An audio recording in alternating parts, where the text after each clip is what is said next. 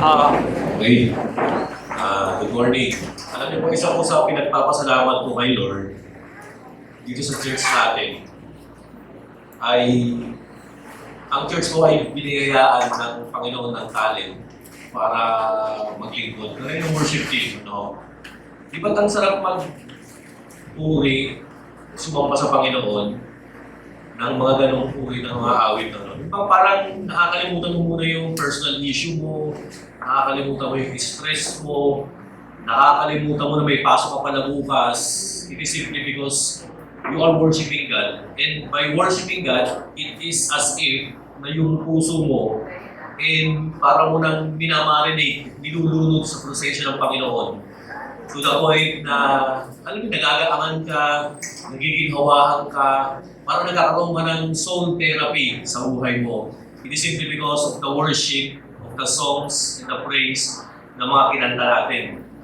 So, ang buhay Kristiyano, habang nag-church tayo, o personal man tayo na nakikipag-connect kay Lord through prayer, dapat may kasamang worship palagi. Nagpapasalamat ka kay Lord, sinasabi mo yung mga struggle mo, nagko-confess ka, tsaka nagde-declare ka ng kabutihan niya kahit na pangit yung nangyayari sa buhay mo. So, ganyan po ang buhay mananampalataya. And since napag-usapan na rin din natin yung pag-awit, pagkanta, may tanong po ako sa inyo. Sa aklat po ng mga awit, yung Book of Psalms, actually it is the longest books in the Bible. Meron siya 150 verses, chapters. At ang kanyang author, maraming contributor dyan. Majority niyan, sulat ni King David. Yung iba dyan, sulat ni Asaph. Si Asaph, parang siya yung worship leader ng templo ng panahon ni David. Meron dyan mga psalm, sulat ng mga descendants, anak ni Korah. Meron pa dyan, psalm na sulat ni Moses. Yung iba dyan, galing kay Solomon. Yung iba dyan, written by the priest na nagsaserve doon sa templo noong araw ng panahon din na David. So, kumbaga ang psalm, parang ang mga awit, compilation siya ng mga kanta, tula, poetry yung kanyang dating. So, maraming mga hugot na hugot dyan May tanong po ako sa inyo, ano yung mga favorite verses nyo from the Book of Psalms?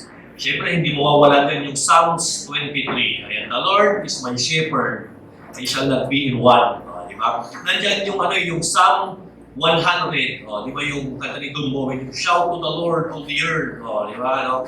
Nandiyan din yung dati nating tinapik, yung Psalm 84 ba yun? Yung sabi ni King David, actually, descendants ni ko na nagsabi nito better is one day in your court than 1,000 elsewhere. Sabi nito Ito pa, sabi ni David, the heavens declares the glory of the Lord. Di ba ang magandang mga verse yan Ito pa sabi ni David, for I am fearfully and wonderfully made. So kung titignan natin, puro positive yung mga nakalagay sa Book of Psalms. Puro papuri kay Lord, puro paghanga sa kanyang creation, sa cosmos, sa universe, puro kadakilaan, sabi pa, yung mga bundok, magsaya, mag-rejoice, yung mga tao, gawin tayo ng mga tambourines, mga instrument to praise and worship the Lord. Pero alam niyo ba, church, kung gaano karami man yung mga papuri, pagsamba sa Panginoon na tema na nakalagay sa aklat ng mga awit, meron din mga nakakapagpagabag diyan sa Book of Psalms. Alam niyo ba na ang daming mga imprecatory psalms na nakalagay diyan sa aklat na yan? Kung sinabing imprecatory, mga cursing words. Ano yung sabihin? Meron dyan Lord, ang sama-sama nila, pugnasin mo na sila. Actually, yung mga Meron pa dyan yung Lord, sana yung mga anak niya hindi na lumaki, kunin mo na kasi ang sama-sama nila. Sana yung kanilang mga bahay, makuha na ng mga pinagkakautangan nila. Ayan, sana huwag na lumaki mga anak niya. Duruin mo, ang daming portion in the Book of Psalms na nag-worship kay Lord. And ironically, ang dami rin portions from the Book of Psalms na nag-curse ng tao. Ngayon, ang question is this. Is those things bothering you right now? Ngayon, di ba may mga sumpa na nakalagay dun sa paklat ng mga awit. At may mga reklamo na laban din kay Lord. Yung Psalm 22 lang Ano sabi doon? Diyos ko, bakit mo ako pinabayaan? Di ba parang question niya yung kabutihan ng Diyos? Tapos pagdating ng Psalms 23, the Lord is my shepherd, I shall not be in want. Oops, parang may mood swing no? Yung mga author ng Book of Psalms, na kanina ang pangit ng sinasabi, ngayon naman ang ganda ng sinasabi. O bigyan ko kayo ng halimbawa, tingnan po natin ito, ito. Matatagpuan ko ito, ayan, ito sabi niya, nung author, Lord, our Lord, how majestic is your name in all the earth. Oh, you have set your glory in the heavens. Actually, sa Psalm 8 ito karugtong ba? Sige, tuloy-tuloy na, When I consider your heavens, the work of your finger, and the moon and the stars, which you have set place. Ito sabi, actually, kanta ito What is mankind that you are mindful of them? Yung verse na nakalagay yan sa kanta, I am a friend of God. Di ba? Diyan kinuha yun no? Sabi ko niya, human beings that you care for them. Psalm 8, 1 and 4. Ang ganun ibig sabihin. Pero ang nakakalungkot, yung karugtong, tingnan po natin. Sa Psalm 9, gulo mo Psalm 9, tumanong tayo, ito sabi niya, Arise, Lord. Sabi niya, bumangon ka nga, Panginoon. Huwag mong hayaang manaig ang mga tao, ang mga mortal. Let the nations be judged in your presence. Gulo nito, strike them with terror. Abay, ginawa bang terorista si Lord? Tinakita niya yung conflicting, yung contradictions na tema in the Book of Psalms. Kanina, you are worshiping the Lord, tapos pagdating sa verse 9, nag-ibang mood. Tumalon. Na tila bagang gusto niyang gawing masama si Lord sa pamamagitan sa pagpugna sa isang nation. Ano sabi niya? Strike them with terror. Ginawa pa ng terorista sa Lord Lord, let the nations know they are only mortal. May tanong ko sa inyo. Sino ito yung nabibrainstorm? Oo nga, nakakapagtaka nga Kani-kanina ang ganda nung sinasabi, tapos na yun, medyo may pagka-terorista ang tema na. May pagka-ba. Kaya ng Book of Psalms, mayroong theme of worship, praise, pero mayroong mga imprecatory, mayroong mga cursing, mayroong violence. Nung araw, may ako sa mga rock music, pag bumibili ako ng mga cassette tape, may nakalagay doon, Parental Advisory, Explicit Lyrics. Alam mo, Book of Psalms, parang may ganun din. Merong tema ng violence, merong tema ng mass murder, merong tema ng genocide.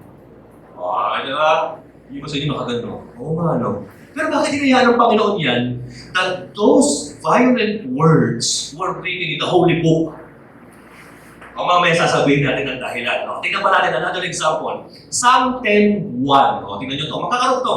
8, 9, 10. Yung 8 ang ganda pa Yung 9 medyo pangit na Yung 10 medyo nagpe-question na Ito sabi ni David, Why, Lord, do you stand far off? Lord, bakit ang layo-layo mo? Lord, bakit mo tinatago yung sarili mo kapag ako'y nagigipit na during in times of trouble?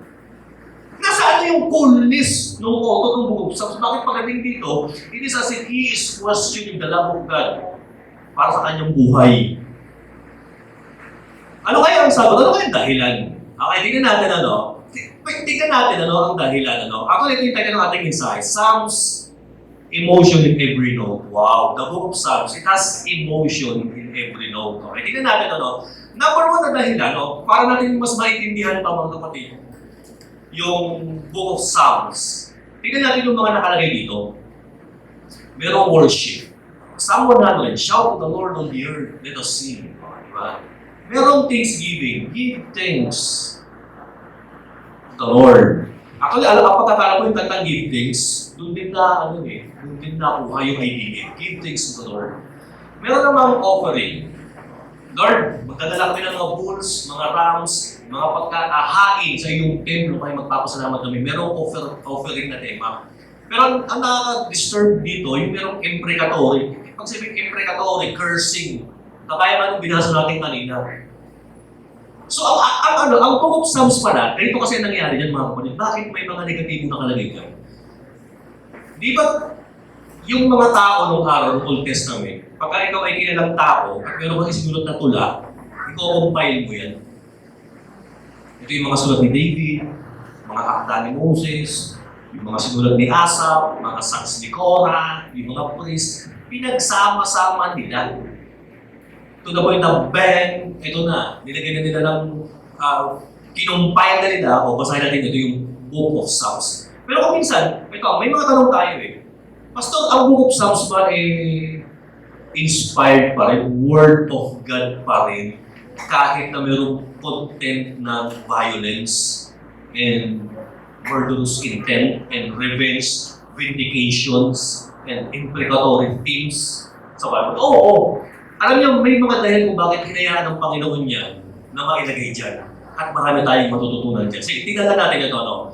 Okay. Ano nga ba yung dapat natin i-consider when reading the Book of Psalms? Okay. Ito, malalaman natin bakit may mga violent content dyan. Okay. Number one, ito po. Tingnan natin, ano? Psalms is not theological and historical book.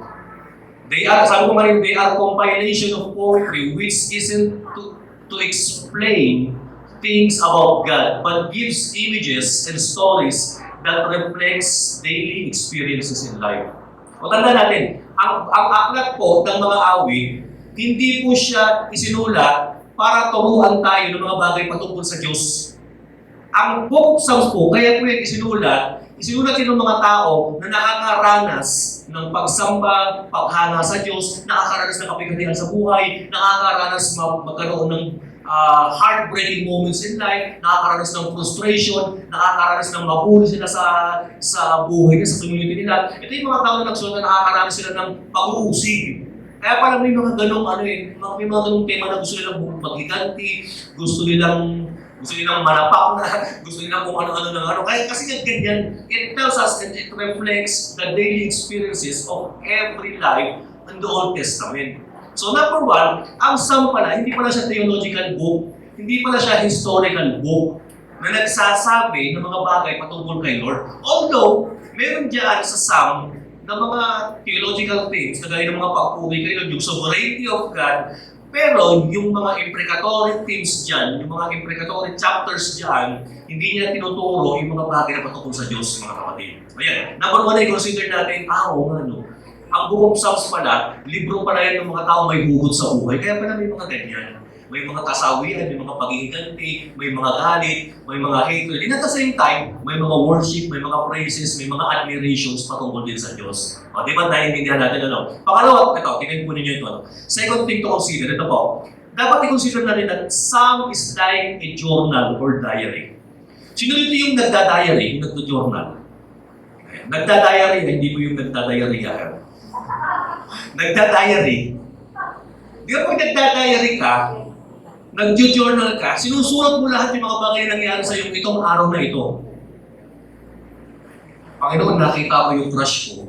Kinilabutan at kinilig ako to the max. Ayan. Panginoon, nakita ko yung karibal ko. Gusto ko sa unutan. Ayan. Di ba nag-journal? Ganun yung pag-journal ka eh. Oh, Lord, nagpapasalamat ako, Panginoon, sa iyo kasi ang taas ng nakuha kong exam is a grade sa exam ko. Di ba, kunyari ito naman, Panginoon, naiinis ako kasi sinisal niya ako sa trabaho, walang hiyang kumpanyang yan. Isipin natin that the Book of Psalms were like journals and diaries of worshipers, of singers, of kings like David, na isinulat nila yung kanilang mga hugot sa isang papel at sinusumbong nila kay Lord yung kanilang experiences. Tama ba? So, ang Book of Psalms is like journal, diary, personal, na lahat pwede mong sabihin, yung naging honest ka, naging transparent ka, naging open ka sa iyong emotions. O, kaya tama yung title eh. Emotion in every notes, yung Book of Psalms, mga kapatid eh. Di ba? Sige, dito yung nag-journal ulit. Di ba kung ano mga nilalagay ninyo dyan? Yung galit ninyo, yung inis ninyo, yung kaligayahan ninyo, yung saya ninyo, lahat magkakahalo. Pangatlo, ito po para mas maintindihan natin. Third thing, Psalm is like a personal letter to God. The intended audiences was not other people but God. Kaya pala ganun. Ito, pagkakaiba ng Book of Psalms from the other books of the Bible. Yung other books of the Bible, mostly yan, ang intended readers and audience niyan, tayo. But the Book of Psalms, ang intended audience niya, si Lord. Sulat ito, panalangin ito, laman ng puso ito ng mga taong sawi, maligaya, o triumphant o victorious o frustrated ka man, sa loob nito ng mga tao na sinasabi nila kay Lord. Parang love letter nila kay Lord. Kaya kami sa magugulat tayo sa mga sinasabi rito eh. Lord, pugnasin mo na sila kasi sumusobra na sila. Pero ang tanong mga kapatid, Pastor, pwede pala akong mag-wish ng ganyan eh. Sila man nakapag-wish, ako pa hindi. Hindi pwede ko pala ipanalangin, Lord, tamaan mo na ng COVID yung kapitbahay ko. Total nakalagay din naman sa Book of Psalms eh. Hindi. Mamaya may matuto mamaya para mas mapaliwanagan tayo. Baka mamaya ang panalangin yung wala ng papuri kayo, puro lang kayo galit eh. Puro lang kayo hatred eh. Baka mamaya ang ating mga panalangin at papuri kay Lord, puro na lang explicit lyrics na mayroong violent content, mga kapatid. Ayan, no? So kumbaga, ang Psalms, di ba ang yung ibang books of the Bible, ito yung mensahe ng Panginoon sa tao. Yung Book of Psalms, ito yung nararamdaman ng tao para kay Lord. Kaya pala meron siyang galit, may hatred, may mga papuri, mga kapatid. Okay, tingnan natin pa ito. Next, para mas maintindihan natin mga kapatid. Ano nga po yung mga characteristics ng Book of Psalms? Kaya tingnan natin ito. Number 1, it is messy and disorder, kagaya ng mga buhay natin. Pag sinabing messy, pakalat-kalat, magulo.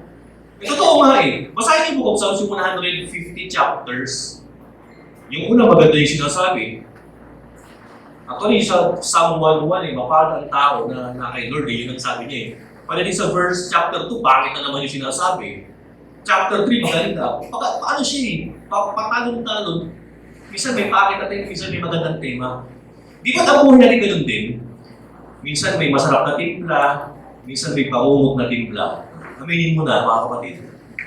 In the same way, ang Book of Psalms, sinasalimin talaga niya yung human experiences natin sa buhay na ito. It is messy and disordered like our life. O tingnan natin yung marugtong church. Ito po, pansinin natin ito Sige. Sa Psalm 10 verses 4 and 5, ito ang sabi, look to the Lord and His strength. Ang ganun sinasabi niya kay Lord. Seek His face always. Hanapin mo palagi si Lord. Mag-church ka palagi, mag-pray ka, mag-devotion ka. Ayan. Alalahanin mo yung mga kadakilaang bagay na ginawa niya. Remember the wonders that He has done. His miracle and the judgment He pronounced. Di ba ang ganda nung sinasabi ng Book of Psalms dito? Psalm 10, 4 and 5. Tingnan niyo yung karugtong, mga kapatid. Sa Psalm 69, ito na naman. I am worn out calling for help. Sabi niya, Panginoon, pagod na ako, humingi ng tulong. Humingi ng ayuda, ayan, humingi ng lifeline, ayan. Ano sabi niya? My throat is parched. Tuyo na, alam mo na makakahiya. My eyes fail looking for my God. Nakita niyo yung tema? Doon sa kanina binasa natin, yung chapter 10, pinupuri niya si Lord. Ito naman ngayon, parang binabas niya yata si Lord. Pansin niyo? Parang pinagtataguan siya ni Lord doon sa Psalm 69:3. Bakit? Kasi ito yung experience niya in life eh. And the good thing about God is this. He is honest. He is so lenient and understanding that He is allowing His people to say those words to Him. Mga kapatid. No? Kaya mga kapatid, okay lang pa rin na humugot tayo kay Lord. Okay lang na maging honest tayo kay Lord. Okay lang na aminin mo sa sarili mo na, Panginoon, gusto ko lang sakaling itong katabi ko dahil narinig akong ginugulo. Pero huwag mong gagawin. Sabihin mo lang. Oo. Sabihin mo lang yung nararamdaman mo. Kasi sabihin mo ba o hindi, alam ni Lord yan. Alam ni Lord na gusto mo nang pumatay, kapatid. Oo, aminin mo man o hindi. Kaya maganda, aminin mo na sabihin mo, Lord, ito ka na nararamdaman ko. So please God, help me. Ganyan yung Book of Psalms, mga kapatid. Another thing, ito pa, tingnan po ninyo ito. Psalm helps us to reconcile what we believe about life and what actually we encounter in life. Ibig sabihin lang yan, mga kapatid, ang Book of Psalms, pinaparealize niya sa atin yung expectation versus reality. Ayan. Di ba kung minsan nagtaas sa expectations natin because of our faith? na akala natin, kapag Kristiyano na tayo, everything gets easy, everything in life is madali na lang, smooth sailing na lang tayo kasi nandyan si Lord. Pero sa totoo lang kapatid, ang reality, oops, bakit ganito? Akala ko dadami pupuri sa akin kasi nakilord ako, pero ba't tumami pa basher ko? Akala ko pakakapihin nila ako kasi nag-preach ako tungkol kay Lord, pero bakit pinagbabato nila ako? Ayan, mga kapatid. Diyan nangyayari yung mga book of Psalms na naisusulat. Nagkakaroon ng reconciliation of their expectations and in their reality about life, about God, about living in this world, mga kapatid. So, Psalm helps us to reconcile yung expectations tsaka yung talagang reality na nangyayari sa buhay pananampalataya natin. Then, second thing, meron pa nakalagay yan. Ito pa ako. Psalm contains the anguished journals of people who want to believe in a loving God, gracious God, faithful God, while the world keeps falling apart around them. Kaya may mga nakalagay dyan, Lord, pagod na akong humingi ng tulong. Lord, hanggang kailan mo isasara ang iyong mga mata at isasara ang iyong mga tayo sa aking panalangin? May mga ganong panalangin dyan. Meron pa kang panalangin si David, Panginoon, halos bumaha na sa kwarto ko ng kakaluha ko dahil sa aking pagtangis at pagtiyak. Wala kita din, mga kapatid. So, biruin nyo, kung meron pa na sa atin ngayon, church, yung mahilig humugot, maladrama ang buhay. Actually, mas madadrama ang buhay pa ng mga taong araw. Dahil sa kanilang mga hugots, sa kanilang mga talumpati nung araw, mga kapatid. Ayan, Sunod, aside from it is messy and disorder, gagay ng buhay natin. Ito po, ang Book of Psalms is like a soul therapy. Ano yung sabihin ng soul therapy? Sa psychology, meron kami tinatawag na term na catharsis. When you say catharsis, hindi sister katara, catharsis. Pag sinabing catharsis, yung pag ginawa mo ito, gagawin mo ito para maapis ka. Ibuhos mo yung sama ng loob mo. Kumbaga, ang catharsis ito nagpasan ka ng pinggan para matanggal yung galit mo, yung sama ng loob mo. Sumigaw ka ng malakas. Wow! Gumanon ka nag-scream ka, kapatid. Para lang mawala yung inis mo. Ang Book of Psalms, ganyan. Ang daming tao inis nung nagsulat dyan. Galit sila sa evil people, galit sila sa nations na nambuhuli, galit sila sa oppression, galit sila sa mga pangyayari. Kaya parang ito yung sumbungan nila, yung soul therapy nila. Sa counseling class namin ngayon, sabi ng teacher namin, isa raw sa pinaka dapat gawin ng isang counselor, yung nagtagapayo, yung pakinggan, tsaka makisimpat siya doon sa taong kausap mo, doon sa taong may problema. In the same way, ang Book of Psalms ganun sumbungan, hiyawan, labasan ng sama ng loob. Kaya may mga tema sa Book of Psalms, vindictive and violent content. Kasi sumbungan nila yan soul therapy. Diyan nila nilalabas yung yung sama ng loob nila Dapat pala church, ganun din tayo. Pag maglabas ka ng sama ng loob, huwag mo ilabas sa Facebook. Ilabas mo sa prayer. Iiyak mo sa kama mo, humihiyaw ka, sinasabi mo kay Lord na honestly nararamdaman mo.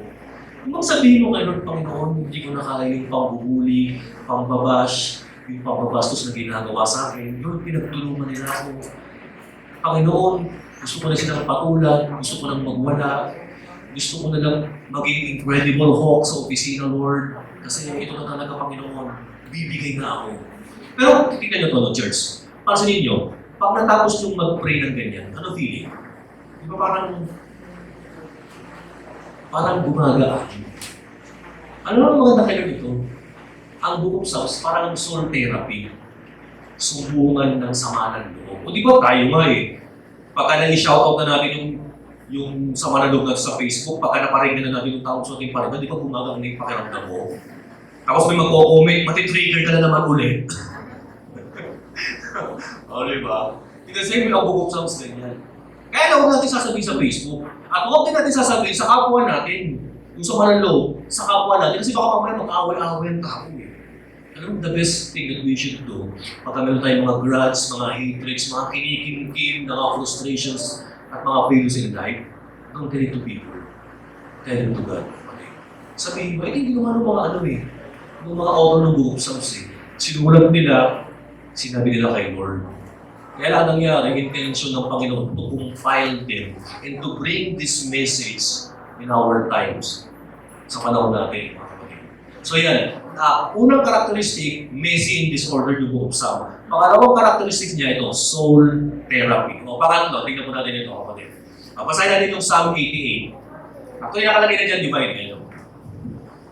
Sabi rito,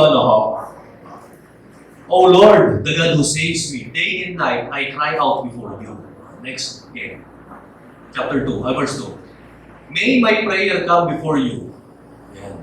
Turn your ear to my cry. Pakinggan mo naman, Lord, yung iyak ko. Sabi yan. Sa verse 3. For my soul is full of trouble and my life draws near to the grave. Sapagkat ang aking buhay ay ang dami-daming trouble at nalalapit na ako sa libingan, sabi niya. Napasabi niya, ito yung sumbong niya, I am counted among those who go down to the pit. I am like a man without strength. Parang ang ibig sabihin niya sa verse 4, Lord, nakalagay na ako sa tukhang list, Panginoon. Ayan. I am counted among those who go down to the pit. Parang kandidato na ako, Lord, napapatay na ako. Ako ay parang isang taong wala ng kalakas-lakas. Sabi niya. And then in verse 5, I am set apart with the dead. Like the slain who lie in the grave, whom you remember no more, who are cut off from your care. O dito naputuloy na ho natin ito. Sa tingin ninyo, ano yung pinagdadaanan ng tao sa mulat nito, church? Siguro nakaka-experience ng pagbabanta sa buhay, naka-experience ng persecution, naka-experience ng pang-aapi, naka-experience ng pambubuli, naka-experience ng panalangin sa kapwa. Pero ang maganda sa kanya, yung feelings niya, nilagay niya kay Lord. Yung feelings niya, hindi niya pinagpasa kamay niya tapos gumanti. Hindi. Naging honest siya sa feelings niya and delivered it to the Lord. Lord, dito yung feelings ko Feeling ko. Yung ba ako may pagka-paranoid pa nga siya Kasi may paranoid tamang hinala. Hindi ko naman. Ganun siya. Yan, soul therapy, mga kapatid. Yung Book of Psalms. Di ba kanina nung nagkakantahan tayo, di ba parang hanggang sa feeling na Lord, na-relieve ako, natanggal yung medyo yung stress ko na bawasan. Ayan. Alam niyo kapatid, pagka magpapatanggal kayo ng sama ng loob, huwag puhalak. Huwag yung mga huwag yung galit ang gawin natin. Ang gawin natin, manalangin at magpuhod ka kayo. Sabihin mo lahat with all your honesty and sincerity, all of your feelings to the Lord. And magkakaroon ka ng healing sa puso mo. Okay, next. Tingnan natin yung outline. From Psalms, we should learn to bring to God whatever we feel in life and about Him. Totoo po yan. Naging ano sila sa mga nararamdaman nila, so sinabi nila kay Lord. And then pangatlo po, na characteristics niya, ito po. Ang Book of Psalms, it contains praise and worship. Power praise na mayroong kakaibang chords yung Book of Psalms sa bawat buhay natin, mga kapatid. Ayan. Tingnan po natin yung karugtong, sinabi ko rito naman. Alam nyo, ang maganda sa mga bata, children have no problem bursting out in spontaneous praise when something impresses them. Totoo po yan.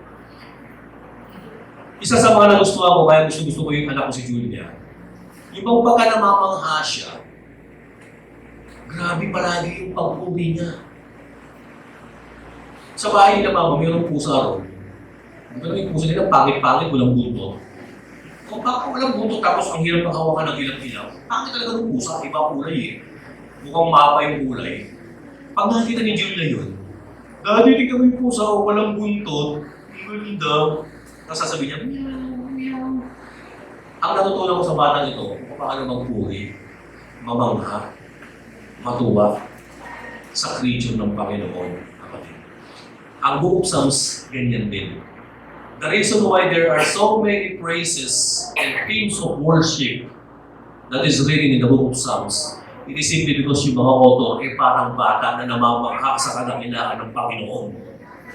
Diba? Dapat ganun din tayo, church. Whenever happy ka, whenever natutuwa ka sa pangyayari sa buhay mo, sana kumanta ka ng How Great is our God, sing with me, how great. O, di ba dapat ganon, mga kapatid? Yung bang dahil sa Meron kang faith like a child. You praise, you worship God like a child. Tama yung sabi ng Panginoong Isus. Akin lang ang tawa pagka naging kagaya siya ng mga bata na meron siyang childlike faith, mga kapatid. Noong araw, siguro mga college na ako nito or pa-high school na. Yung dalawang pinsan mo na mas bata sa probinsya, nagbakasyon sa amin. Hindi pa kasi pag nasa probinsya ka, nakita mo lang doon, bundok, puno, kalabaw, panaling ilog, mga nature. Nung napunta sila rito, yung dalawang pinsan ko, siguro mga 10 taon sila ako, mga nasa 20 na nun Sinakay namin ng MRT. May Ilocano, nag-uusap sila. Tignan mo yung laking SU. Ang ganda-ganda pala itsura ng tren. Yung dalawang pinsan ko nag-uusap, ganun. Nag-iilukanuhan sila. Sabi namin ni Mama, tumigil, nakakahiya kayo.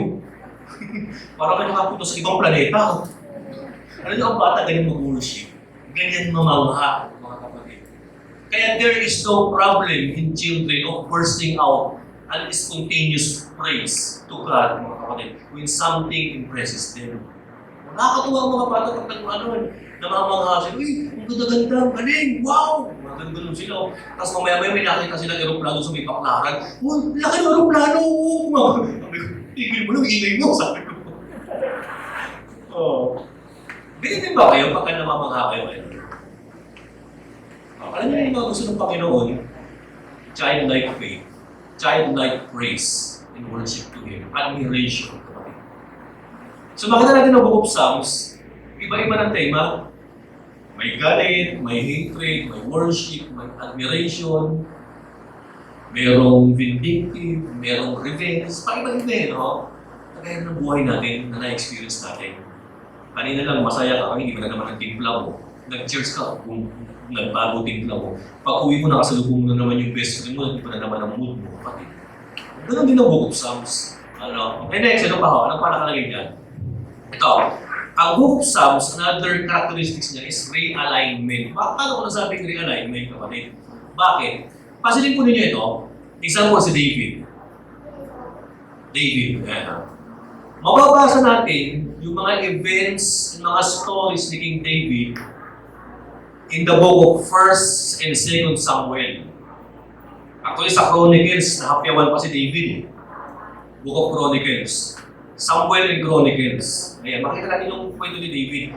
Pero alam niyo ba kapatid, mas maiintindihan mo ang buhay ni David pag basahin mo lalo yung mga sinulat niya sa Psalms. Parang ganito lang yan Si Jose Rizal. Makikita natin yung mga nagawa ni Jose Rizal sa pamamagitan ng mga palabas, ng mga pelikula, yung mga librong sinulat ni Ambit Ocampo patungkol kay Jose Rizal. Pero mas maiintindihan natin si Jose Rizal pag nabasa natin yung kanyang mga personal na letters sa mga kapwa niya, kagaya yung sulat niya kay Blooming Train, yung sulat niya kay Leonor Rivera, yung sulat niya kung kay yung mga kaibigan niya. May mga mahilig kasi magsulat si Rizal ng araw Alam yung nag-aaral kami. Mas maiintindihan mo yung tao pag nakita mo yung sinasabi niya, yung nalalaman niya, hindi yung kwento ng ibang tao patungkol sa tao ito. Si Paul, ganun din Malalaman mo ang kwento at mga pangyayari sa buhay ni Pablo if you read the second part, the latter part of the book of Acts. But you will learn lots of things about Paul if you're gonna read all of his epistles, all of his letters, kapatid. Basahin mo yung Romans hanggang sa mga sulat niya kay Timoteo. Mas marami ka mga bagay na malalaman patungkol kay Pablo. In the same way, ang Book of Psalms ganyan din. Nire-realign niya yung istorya ni David tsaka doon sa kwento ni David sa sarili niya. In the same way, ang Book of Psalms, ganoon din, parang sa akin. Nakikita niyo ako ganito ako mag-praise, ganito ako magsalita. May pagka-mahiyain ako, may pagka-suplado ako. Pero mas malalaman niyo pa siguro yung personality ko kapag nakikita po ninyo yung mga notes ko sa cellphone ko. Yung mga diary, yung mga sinusulat ko about my experiences in life, about my message. Mas makikilala niyo pa ako siguro kung nakikita niyo naman ng puso ko. Ganyan kapatid ang Book of Psalms. Halimbawa, si Brother Feli, nakikita niyo siya na mahilig tumawa, masiyahin. Pero ang inner part ni Brother Feli, hindi natin alam yan. Malalaman lang yan ni Lord sa kanyang panalangin, sa kanyang devotions, sa kanyang mga hihiling kay Lord. So ang Book of Psalms is something like realignment sa pagkatao natin. No? Na mayroong panlabas na tao at mayroong panloob yung nasa loob ng puso natin. Okay, next. Tingnan po natin ito. No? C.S. Lewis tells us, ideally, being a practicing Christian means that every single act and feeling, every experience, whether pleasant or unpleasant, must be referred to God. Totoo naman po yan. Lahat ng issue sa buhay mo, sabihin mo lahat kay Lord. Meron mga kanta, di ba? Yung taga I know, when the stakes is fair tonight, there's no one else but you and me. Di ba? Lord, wala ng tao sa stakes. Ako na lang at ikaw. Mag-usap na tayo, Lord. Alam mo kung ano yung laman ng puso ko. Magiging pinakakaibuturan na tinatago-tago ng puso ko. Alam din yun. And then next, okay, ano po? Ano yung mga problema sa Psalm? Ito dito na nagsasagutin mga kapatid. What are the problems and conflicts in Psalms? Number one, ito po. Cursing Psalms expresses an inappropriate righteous anger over evil. Kaya pala sila nakakapagbanggit ng mga ganyan, yung mga masasama, yung mga violent sa kapwa. Kasi ito yung ito yung experience nila about those evil people eh. Now, di ba tingnan nyo to? Na-experience nyo bang ma-hold up, mapagtripan, mabiktima ng budol-budol, masaktan ng kapwa mo tao, ginawa ka ng masama, ano yung mga nasasabi mo? Mabait naman ako, bakit ako binon? Ano kayong ginawa ko? Ba't niya ako binon? Lord, makarma sana siya. Diba? Yung sabihin mo, Lord, may digital karma. Ikaw actually, ganyan yung Book of Psalms.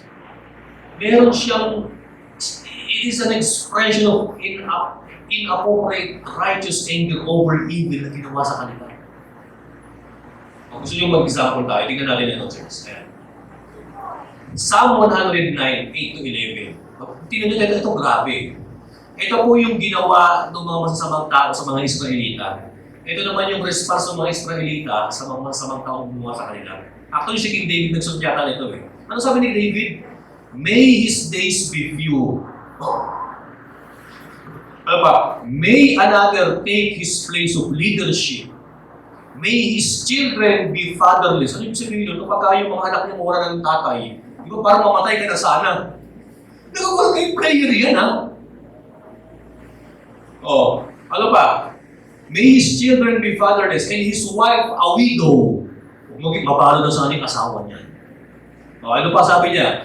May his children be wandering beggars. Lord, yung mga anak niya maging pulubi, maging yagi, kasi masama sila. Sa tingin niyo ba tama yan? Na mag-pray ang tao ng ganyan?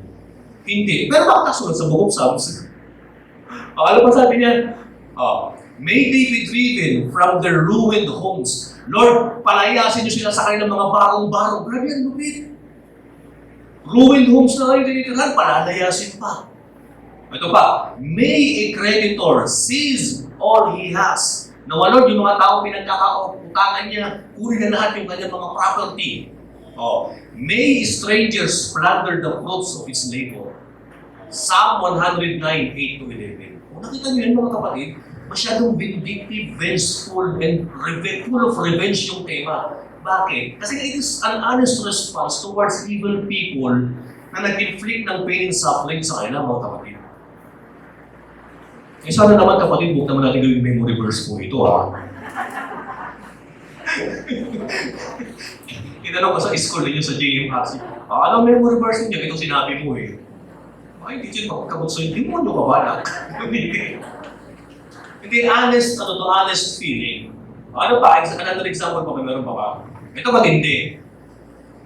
Ano yata ito eh? Galit ng Israel sa mga Babylonians yata eh. Happy is the one who seizes your infants and dashes them against the rocks. Kaya lang kung ano ka-violente itong mga tao na mga kapatid. Sa Tagalog nila kung masaya o mapalad ang tao na kumuha sa anak mo at tinagdag sa bangin. Ayun, Pero bakit hinayaan ng Panginoon niya to be written in His holy book, to be compiled, to be inserted in the Book of Psalms?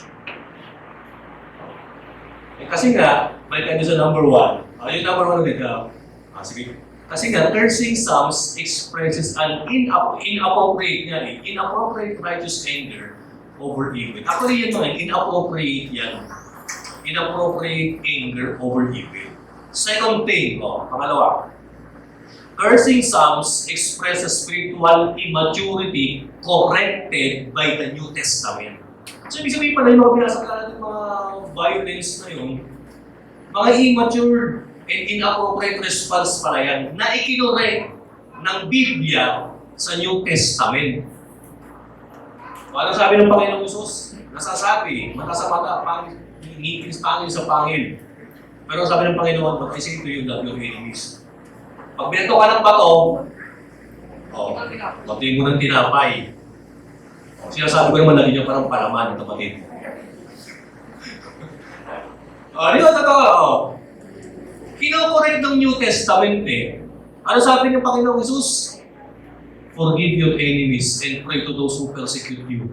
Ano pa sabi ng Panginoon? Para ng mga inuusig. Nakita nyo? So, ibig sabihin pala, yung mga violence, hatreds na nakalagay in the book of Psalms, the New Testament is all correcting them.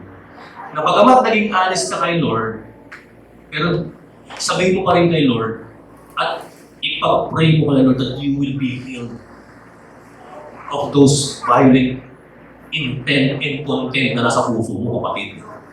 Diba? Then, third thing, ito po. Cursing psalms is best understood as an honest prayer. Totoo yan Ito naging honest na naman sila. Ang maganda, bagamat inappropriate yung kailang feelings, in-address nila kay Lord. At si Lord naging kakayanan na magpataw ng retributive justice dun sa mga taong nagparilit sa kanya. So actually, ang Psalms, honest prayer yan Kaya kapatid, kung ikaw'y magmumura, magmumurahin yung kapwa mo, kimkimin mo sa isumpong mo lang kay Lord. Kung gusto mo nang manabunod, nagkakaroon ka na ng dead wish sa kapwa mo, sabihin mo kay Lord, Lord, I pray honestly, gusto ko na siyang mamatay, Panginoon. Pero alam ko, Lord, pangit itong nararamdaman ko, so please God help me. Dapat ganun. Yung ganun ang approach mga kapatid Kasi nga kinokorek na ng New Testament yung mga pangit na nangyayari. So therefore, kapatid, anong findings natin? Baka may violent content ang book of Psalms, they were not intended na gayahin din natin. At kung gagayahin mo, sabihin mo kay Lord. Huwag mong ilagay sa Facebook. Minsan kasi sa Facebook natin sinashout out ganito ka, maubos na sana mga lahi mo. Yan, mga ginaganon pa natin, mga kapatid. Sabihin mo na lang kay Lord. Nakuha, mga kapatid. So, cursing psalms best understood as an honest prayer. Dito na ako tayo matatapos, mga kapatid. Sabi ni Philip Yancey, we have choices if a person is wrong. Or if we are wrong. We can seek revenge, which is clearly wrong. We can deny or pigilan mo yung feelings of hurt and anger. Or we can personally take those feelings to God, entrusting Him the task of justice. Yan yung ginawa ng mga author of book of Psalms. Hindi sila bumante sa pananalita. Ginawa nila yung sawa ng loob nila. Binuksan nila kay Lord with honesty and sincerity. Pasensya ka na Lord, ganito kabulok yung laman at damdamin at nararamdaman ng puso mo. Matagutin mo God was that ito. Bini-welcome niya yung mga sawa ng loob natin. Pinapakinggan niya, tinitignan niya, at pag nasabi natin, God is giving us what? Healing to those words, to those intent, to those ill feelings that we feel against our neighbor. Next, ito pa po. By placing our hurt and hatred before God, we put our unjust enemy and our own vengeful self face to face with God, who loves and does justice. So, di ba tanggalin? Ganda. Nakain mga mag-aawit. Pag nilalagay ko yung parang, Lord, sige na, ito yung feelings ko. Pinagpapasa Diyos ko na, ikaw na bahala, Lord. Then final words, ito na. Sabi pa niya, I see the cursing Psalms as an important model for how to deal with evil and injustice. I should try not to suppress my reaction of horror and outrage at evil. Rather, I should deliver those feelings straight bare to God. Karugtong, sabi ng ganyan. May karugtong yan. And God has a high threshold of tolerance for what is appropriate to say in a prayer. And God can handle my unsuppressed rage. I may well find that my vindictive feelings need God's correction, but only by taking those feelings to God will I have that opportunity for correction and healing. Tayo ito ngayon mga kapatid. Kamusta kapatid na natin ngayon, feeling mo ngayon? Kamusta yung nagdaang experiences mo sa buhay? Ngayon siguro, mga estudyante, kamusta yung experiences sa school? Yung iba siguro sa inyo may bagong friend, yung iba siguro sa inyo hindi nakapansin, yung iba siguro sa inyo bad trip agad sa school. Kamusta kapatid yung trabaho? Kamusta yung experiences sa buhay mo? Sa mga nagdaang linggo? Di ba parang yung Book of Psalms? Halo-halo. May galit, may kasiyahan, may pasasalamat, may pagtatampo, merong frustrated o parang frustrated ka kay Lord, pray, faith, kasi parang unanswered yung mga prayers mo. Kapag you know what? Ang maganda kay Lord, kahit na gaano kasakit yung nilalaman ng puso mo, kahit na may violent, murderous intent tayo sa kapwa natin, ang maganda kay Lord, parang sinasabi na, sa akin mo ibigay yan.